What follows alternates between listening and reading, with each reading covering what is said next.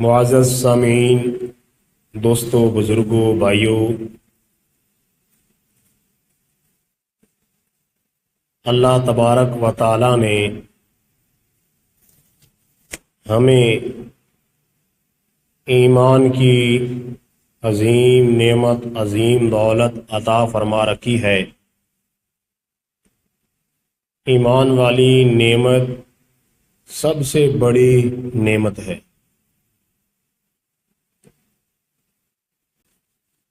ایمان کی دولت موجود ہے، وہ دنیا جہان کے کسی خطے میں رہنے والا ہو، کسی ملک میں رہنے والا ہو، مشرق کا رہنے والا ہو، مغرب کا رہنے والا ہو، کالا ہو، گورا ہو، عربی ہو، عجمی ہو، ایمان کا نور جس کے دل کے اندر موجود ہے،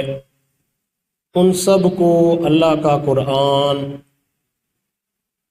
بھائی بھائی قرار دیتا ہے۔ اور اللہ کے پاک پیغمبر صلی اللہ علیہ وسلم کے فرامین احادیث طیبہ میں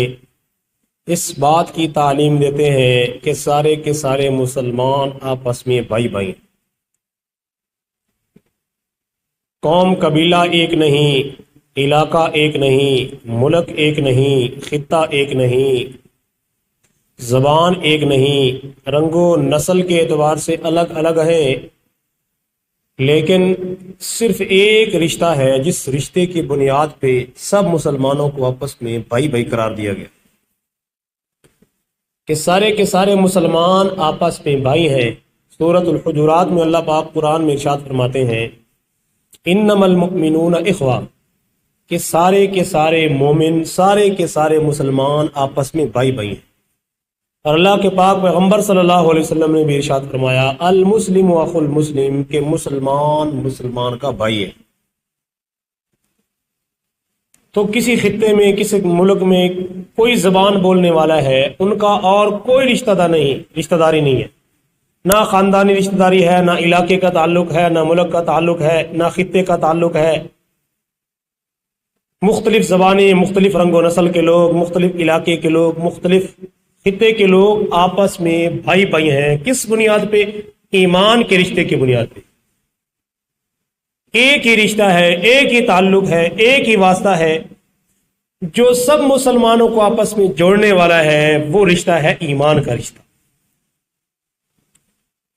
تو دنیا جہان کے کسی بھی خطے میں رہنے والے مسلمان آپس میں بھائی بھائی ہیں، سب مسلمانوں کو آپس میں بھائی قرار دیا گیا۔ اور یہ بھی اللہ کے قرآن کی تعلیم ہے، نبی پاک صلی اللہ علیہ وسلم کے فرمان کی تعلیم ہے کہ جب سب مسلمان آپس میں بھائی ہیں تو پھر سب مسلمان بھائیوں کو آپس میں ہمدردی بھی ہونی چاہیے۔ جب کسی مسلمان پر کڑا وقت آ جائے، مصیبت آ جائے، پریشانی آ جائے، حالات خراب ہو جائیں، تو پھر کسی بھی خطے میں رہنے والے مسلمان جب کسی مصیبت میں ہوں تو دوسرے مسلمان، چاہے کسی ملک میں رہنے والے، کسی خطے میں رہنے والے، کسی قوم قبیلے سے تعلق رکھنے والے، کسی بھی زبان کو بولنے والے، ان کا یہ مسلمان ہونے کی حیثیت سے حق بنتا ہے کہ وہ اپنے ان مسلمان بھائیوں کے ساتھ ہمدردی سے پیش آئیں، ان کی حمایت کا اعلان کریں، ان کی تکلیف کو اپنی تکلیف سمجھیں، ان کے درد کو اپنا درد سمجھیں، ان کے دکھ کو اپنا دکھ سمجھیں، ان کی پریشانی کو اپنی پریشانی سمجھیں، ان کی مصیبت کو اپنی مصیبت سمجھیں۔ یہ مسلمان ہونے کی حیثیت سے، ایمانی رشتے میں منسلک ہونے کی وجہ سے دوسرے مسلمان بھائیوں کا حق بنتا ہے۔ ایمانی غیرت کا یہ تقاضا ہے کہ وہ اپنے مسلمان بھائیوں کے ساتھ بھرپور ہمدردی کریں۔ مسلمان امت پر مختلف خطوں میں ماضی کے اندر بھی مختلف مصائب آتے رہے، تکالیف آتی رہیں، موجودہ حالات میں بھی ہمارے مسلمان بھائی جن کا تعلق فلسطین سے ہے، مقدس سرزمین سے جن کا تعلق ہے، ان پر آج کل حالات کڑے ہیں۔ اب وقت آ گیا ہے اس رشتہ ایمان کو نبھانے کا، کہ دنیا جہان کے کسی خطے میں رہنے والے، کسی کونے میں رہنے والے، کسی ملک میں رہنے والے، کسی قوم قبیلے سے تعلق رکھنے والے اب وقت آ گیا اس بات کا کہ اپنی ایمانی غیرت کا کتنا ثبوت دیتے ہیں، اپنے مسلمان ہونے کی حیثیت سے اپنے رشتہ ایمان کا کس طرح ثبوت دیتے ہیں کہ اپنے مسلمان بھائیوں کے اس مشکل وقت میں کتنا ساتھ دیتے ہیں۔ آپ حضرات سنتے رہتے ہیں کہ موجودہ حالات کیا ہیں فلسطین کے اندر، ہر شخص اس سے واقف ہے کہ 1.5 سال سے اوپر کا عرصہ ہو چکا ہے فلسطین کے مسلمان ظالموں کے ظلم برداشت کر رہے ہیں۔ ہزاروں کی تعداد میں 50,000 سے زائد مسلمانوں کو شہید کر دیا گیا، ظالمانہ طریقے سے، سفاکانہ طریقے سے، ان میں بچے بھی شامل، خواتین بھی شامل، بوڑھے بھی شامل، شیر خوار بچے بھی شامل، جن کو گولیوں کی نظر کیا گیا، بمبوں کی نظر کیا گیا، جن کے جسم کے چیترے اڑائے گئے، جسم کی بوٹیاں کر دی گئیں۔ تو وہ 2-4 نہیں بلکہ ہزاروں کی تعداد میں ایسے مظلوم مسلمان جو ظلم اور تشدد کا نشانہ بن چکے اور شہادت کے درجے پہ پہنچ چکے، لاکھوں کی تعداد میں ایسے مسلمان جو زخمی ہیں، لاکھوں کی تعداد میں مسلمانوں کے گھروں کو بم مار کے مسمار کر دیا گیا، گھروں کو اڑا دیا گیا، تہہ تیگ کر دیا گیا، گھروں سے نکل گئے، خیمے لگا کے روڈ پہ بیٹھنے پر مجبور، کھلے میدان میں بیٹھنے پر مجبور کہ ظالموں نے ظلم اتنا کر دیا کہ گھروں سے نکل گئے۔ کسی کی بچے شہید ہو گئے، کسی کے والدین شہید ہو گئے، کسی کی اولاد شہید ہو گئی، کسی کے ماں باپ شہید ہو گئے۔ تو مختلف یعنی ظلم کی ایک لمبی داستان ہے جس کو بیان کرنے کے لیے بھی جگرا چاہیے، ہمت چاہیے کہ ایسے ظلم کی داستانیں، سفاکانہ طریقے سے تشدد اور ظلم کی داستانیں بیان کرتے ہوئے زبانیں لڑکھڑا جاتی ہیں، رونگٹے کھڑے ہو جاتے ہیں، دل لرز جاتے ہیں کہ اتنا ظلم، اتنا تشدد، اتنی بربریت ایک خاص طبقے، ایک خاص قوم جن کا تعلق اسلام کے ساتھ ہے، مسلمان ہیں، کہ ان کے ساتھ اس طرح ظالمانہ رویہ اختیار کیا جا رہا ہے جو بہت ہی قابل افسوس ہے۔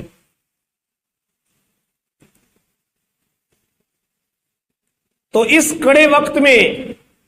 امت مسلمہ کی کیا ذمہ داری بنتی ہے؟ ہمارا جو رشتہ ایمان ہے، ایمانی رشتہ ہے، اس کے کیا تقاضے ہیں؟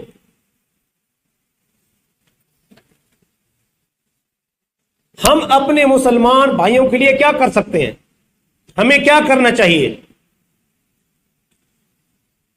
تو اب رشتہ ایمان کا ہمارے اوپر تقاضا یہ ہے کہ ہم اپنے ان مسلمان بھائیوں کے درد کو اپنا درد سمجھیں، ان کی تکالیف کو اپنی تکلیف سمجھیں، ان کی پریشانی کو اپنی پریشانی سمجھیں۔ اب ان کا حق ہمارے اوپر یہ ہے، رشتہ ایمان کا تقاضا یہ ہے کہ ہم ہر میدان میں بھرپور طریقے سے اپنے فلسطینی مظلوم مسلمانوں کا دست و بازو بنے۔ اللہ کے پاک پیغمبر صلی اللہ علیہ وسلم کا یہ فرمان ہے، آقا صلی اللہ علیہ وسلم ارشاد فرماتے ہیں کہ محبت میں، مودت میں، رحم دلی میں مسلمان سارے کے سارے ایک جسم کی مانی رہے۔ جسم کے جب کسی ایک حصے کو اذیت ہوتی ہے، کسی ایک حصے کو تکلیف ہوتی ہے تو سارا بدن بے قرار ہو جاتا ہے۔ اسی طرح جب دنیا جہان کے کسی کونے میں کسی مسلمان پر کوئی مصیبت پریشانی آتی ہے، کوئی مسلمان بھائی تکلیف اور پریشانی میں مبتلا ہوتا ہے، تو سب مسلمانوں کو ان کے درد کو سمجھنا چاہیے۔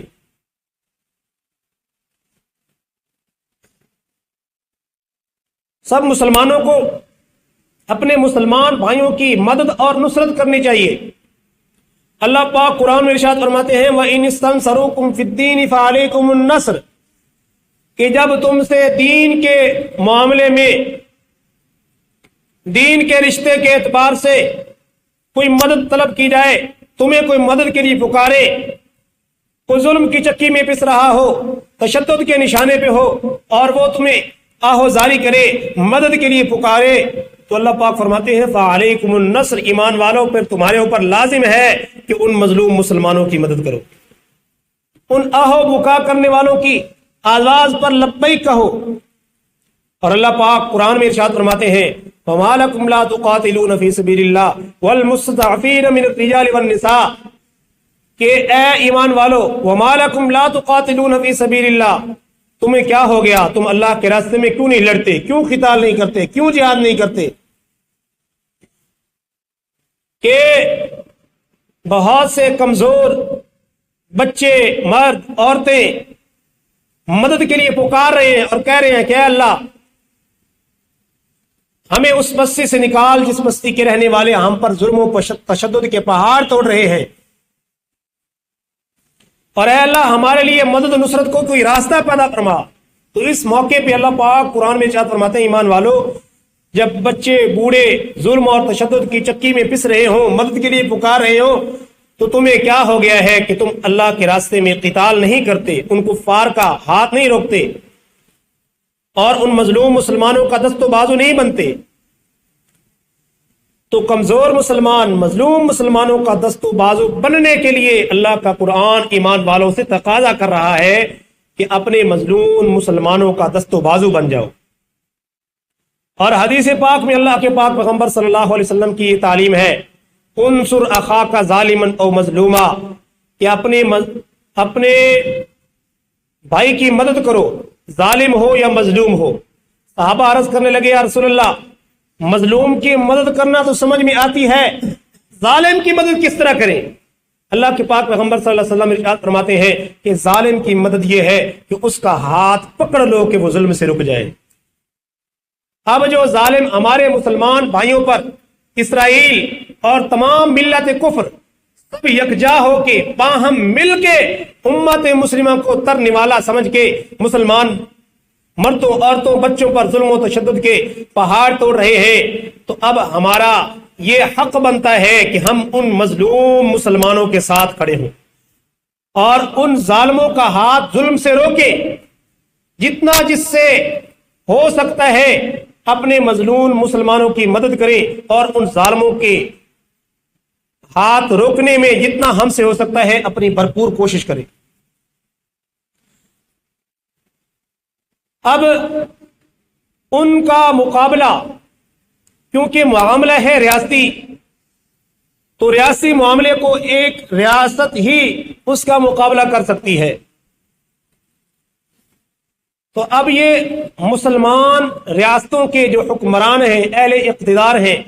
सबसे पहले तो उनका यह हक बनता है कि अपने मजलूम मुसलमान भाइयों की मदद, ताउन, नुसरत के लिए भरपूर हिमायत का ऐलान करें।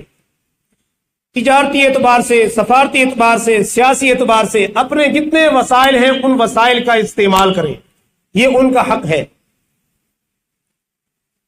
और जालिम को जुल्म करने से रोकें, इसलिए कहते हैं आजकल ये मुहिम भी जोरों शोर पे है कि उन मजलूम मुसलमानों के साथ मदद और ताआवुन की एक सूरत ये है और उन जालिमों को जुल्म करने से हाथ रोकने की सूरत ये है कि मुआशी तौर पे उनका बाइकाट किया जाए। वो कंपनियां, वो इदारे जिनका लिंक है इसराइल के साथ, ताल्लुक है इसराइल के साथ, कि जिनकी कमाई का कुछ फीसद मुतय्यन है कि वो फीसद इसराइल को फराहम करते हैं सालाना एतबार से, और वो मदद और ताआवुन करोड़ों डॉलर के एतबार से बनता है, जो सालाना मद में मेरी और आपकी जेब से निकल के जा रहा है, इसराइल को पहुंच रहा है। अब ये मुहिम जोरों शोर पे है कि उनका मुआशी तौर पे खरीदो फरोख्त के एतबार से उनकी प्रोडक्ट्स का बाइकाट करके, खरीदो फरोख्त बंद करके, कम से कम हम ये कर सकते हैं कि हम वो पैसा, वो रकम, वो माल जो हमारे मजलूम मुसलमान भाइयों पर जो है वो इस्तेमाल करते हैं, हम उनके अंदर जो है शामिल ना हो। अब हमारे बाद मुसलमान भाई इस मुहिम का मजाक उड़ा रहे हैं कि बाइकाट करने से क्या होगा, कौन सा पहाड़ टूट जाएगा। भाई कम से कम ये होगा कि हम अपनी ईमानी गैरत का सबूत तो देंगे कि हम उन चीजों का बाइकाट करके अपने मजलूम मुसलमान भाइयों के साथ हमदर्दी का, हिमायत का ऐलान तो कर रहे हैं। और दूसरा, पिछले दिनों ہمارے ملک کے مختلف مکاتب فکر کے علماء نے متفقہ طور پہ جہاد کا اعلان کیا کہ اسرائیل جو مظلوم مسلمان فلسطین کے مسلمان بھائیوں پر ظلم و تشدد کا پہاڑ توڑ رہے ہیں، تو اب امت مسلمہ پر اجتماعی طور پہ جہاد فرض ہو چکا ہے۔ جب یہ فتویٰ دیا ہے تو بڑے افسوس کا مقام ہے، بڑے افسوس سے کہنا پڑ رہا ہے کہ وہی جو زبان سے کلمہ بھی پڑھتے ہیں، زبان سے مسلمان ہونے کے دعوے بھی کرتے ہیں، جبے اور دستار کے مالک ہیں، سر پہ پگڑی ہے، چہرے پہ داڑھی رکھی ہوئی ہے، وہ بھی اس فتوے کی مخالفت کرتے نظر آ رہے ہیں، اور یہ فتویٰ دینے والے علماء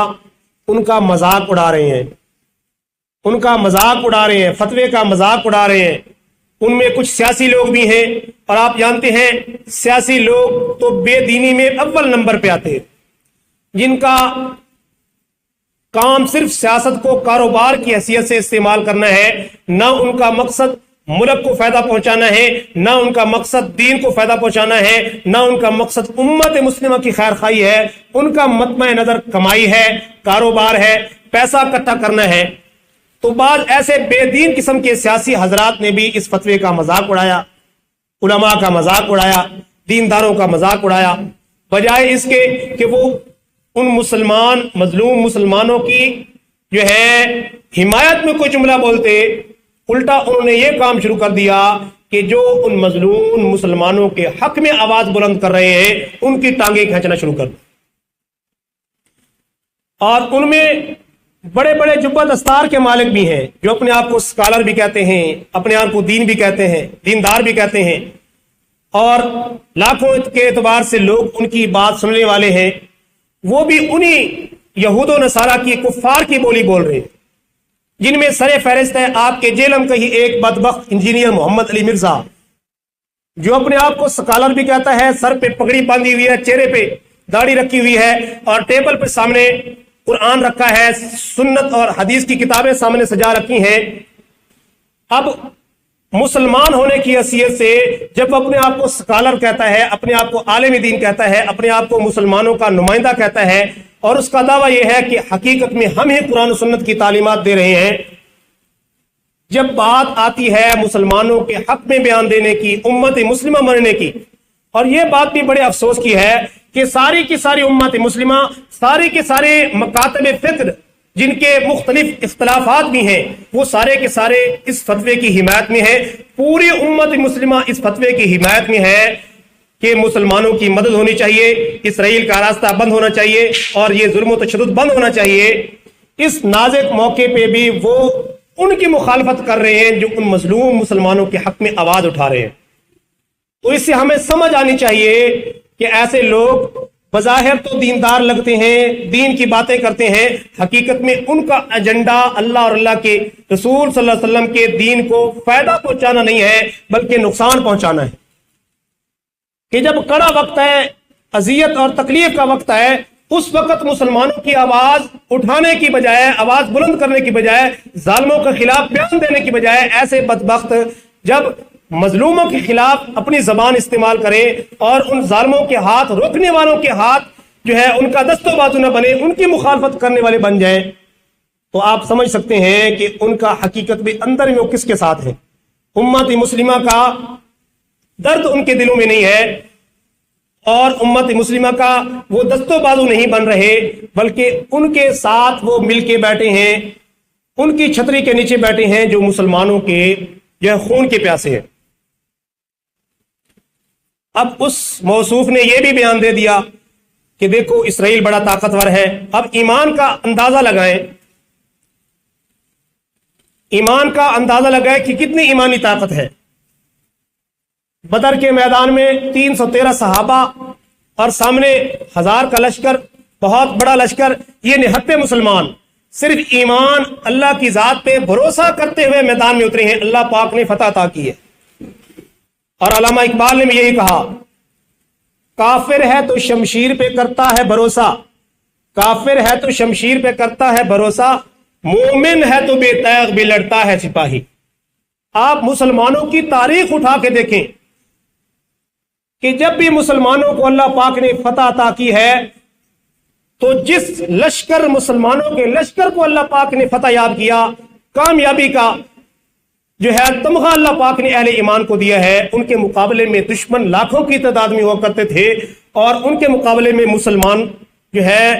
بہت تھوڑی تعداد میں ہوا کرتے تھے۔ صرف ایمانی طاقت، اعلاء کلمت اللہ، نعرہ تکبیر اور اللہ کے کلمے کو بلند کرنے کے لیے میدان میں اترتے تھے، اللہ سے مدد مانگ کے اللہ پاک ان کے لیے مدد فرما دیتے تھے۔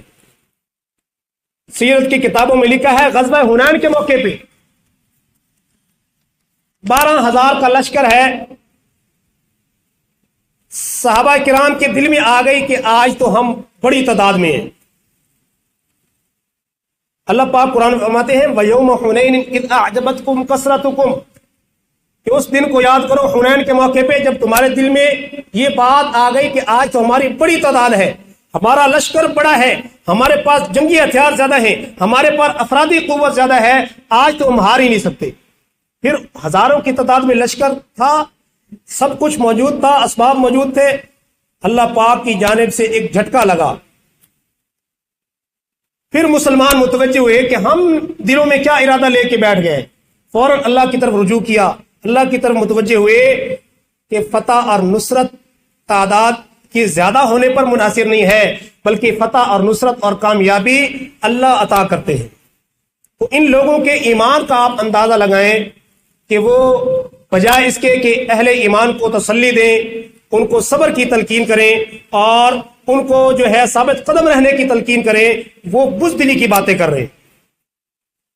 تو ایسے دور میں ہمیں ایسے پروپیگنڈوں کا شکار نہیں ہونا چاہیے، ایسے لوگوں کی بات چکنی چوپڑی باتیں جو بظاہر بڑے دیندار نظر آتے ہیں، چکنی چوپڑی لفاظی اور باتوں سے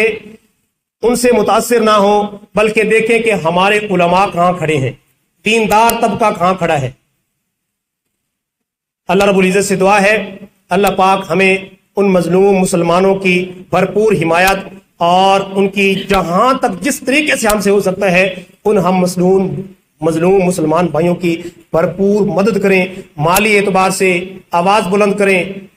ہر فورم پہ اپنی آواز بلند کریں، جو مالی امداد ہم فراہم کر سکتے ہیں وہ مالی امداد ان کو فراہم کریں۔ ابھی 27 اپریل کی تاریخ کو مینار پاکستان پہ اسرائیل مرد آباد کی تمام مکاتب مل کے اسرائیل مرد آباد کی کانفرنس کر رہے ہیں، اس میں بھرپور شرکت ہو، جتنی آوازیں بلند ہوں گی موقف اتنا مضبوط ہوگا۔ تو ہم یہ کر سکتے ہیں، باقی سیاسی اعتبار سے، سفارتی اعتبار سے، دیگر معاملات کے اعتبار سے جو کام ہے وہ ہماری حکومت کا ہے۔ ہم جو کر سکتے ہیں ہم اپنی حکومت کے سامنے آواز بلند کریں کہ ہمارے مظلوم بھائی مسلمان ہیں، وہ ظلم و تشدد کی چکی میں پس رہے ہیں، جتنا جن سے ہو سکتا ہے وہ اپنا بھرپور کردار ادا کریں، خاموشی سے نہ بیٹھیں۔ تو ہم سے جو ہو سکتا ہے ان کی پروڈکٹس کا، ان کی چیزوں کا معاشی طور پہ، تجارتی طور پہ بائیکاٹ کریں، اور اس کے بڑے فوائد نظر آ رہے ہیں۔ اللہ رب العزت سے دعا ہے اللہ پاک ہمارے ان مظلوم مسلمانوں کی مدد فرمائے، پوری امت مسلمہ کو ایک اور نیک ہونے کی توفیق عطا فرمائے۔